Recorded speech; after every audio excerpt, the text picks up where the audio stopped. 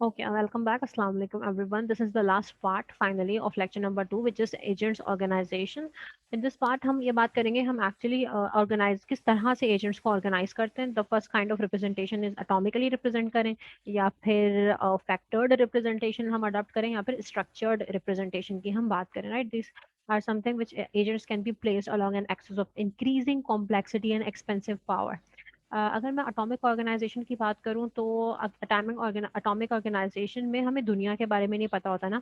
हमें we don't know the state of the world, like दुनिया के अंदर किस तरह की स्टेट्स हैं. It is unknown to us कि इनर स्ट्रक्चर कैसा है हमारी दुनिया का. तो बिल्कुल उसी तरह ये एटॉमिक रिप्रेजेंटेशन भी थी, जिसमें हमें इंटरनल डिटेल्स के बारे में पता नहीं होता. इसी वजह से इसको ब्लैक बॉक्स भी कहा जाता है कि इस यहाँ जो स्टेट है वो ब्लैक बॉक्स है. ब्लैक बॉक्स में हमें इनपुट का पता है और आउटपुट का पता है, बट इनर वो इनपुट आउटपुट में किस तरह से ट्रांसफॉर्म हो रहा है we have no idea about. सही है.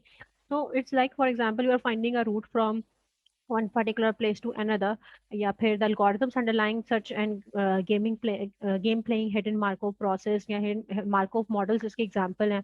अब Markov process क्या है, Markov decision model क्या होता है. So we are going to discuss all this in this course in detail, so don't need to worry about it. अभी फिलहाल के लिए आपको यह समझना जरूरी है कि atomic representation basically black box representation होती है, जिसमें mainly आपको inner details के बारे में कोई आइडिया नहीं होता है.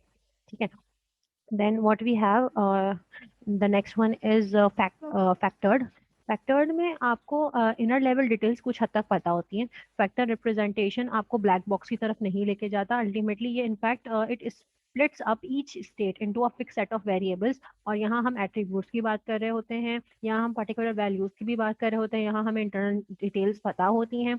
और we have basically two different factored states होती हैं जो कि शेयर कर रही होती हैं अपने एट्रीब्यूट्स को, किसी और के साथ शेयर नहीं करती हैं. और यहाँ अगर मैं इसके एल्गोरिदम से स्पेसिफाई करूँ तो यहाँ कंस्ट्रेंट सेटिस्फेक्शन एल्गोरिदम, जो कि हम आगे डिस्कस करेंगे, प्रोपोजिशनल लॉजिक कि किस तरह से एक स्टेट दूसरे स्टेट पे डिपेंडेंट होती है और किस तरह से प्रोपोजिशनल लॉजिक चेंज होता है. प्लानिंग के बारे में हम बात करेंगे, बेसियन नेटवर्क और मशीन लर्निंग के ऑब्वियसली पुरानी नॉलेज को देखते हुए किस तरह से एक पर्टिकुलर स्टेट के वेरिएबल्स दूसरी स्टेट के वेरिएबल्स को चेंज करते हैं या इफेक्ट करते हैं. राइट.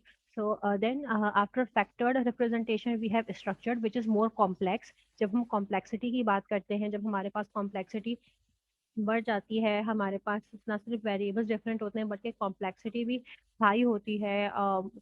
और हमें देखना होता है एक चीज़ का रिलेशनशिप दूसरी चीज़ के रिलेशनशिप के साथ. जब हमें देखना होता है कि हमारे पास बहुत ज़्यादा वेरिएबल्स हैं और जब हमारे पास इन्वायरमेंट बहुत ज़्यादा कॉम्प्लेक्स है, तो हम किस तरह से डील करेंगे, हम किस तरह से अपनी ओल्ड लर्निंग को न्यू लर्निंग में ट्रांसफॉर्म करेंगे. तो जब भी इस तरह के हमारे पास मल्टी वेरिएबल इन्वायरमेंट होता है और डिपेंडेंसीज होती हैं और पुरानी नॉलेज हमारे पास आगे काम आती है, और तो हम इसको यूज़ करते हैं. इसके लिए आर्टिफिशियल इंटेलिजेंस के जो एल्गोरिदम्स हैं, they are first order logic, knowledge based learning and natural level understanding. Right.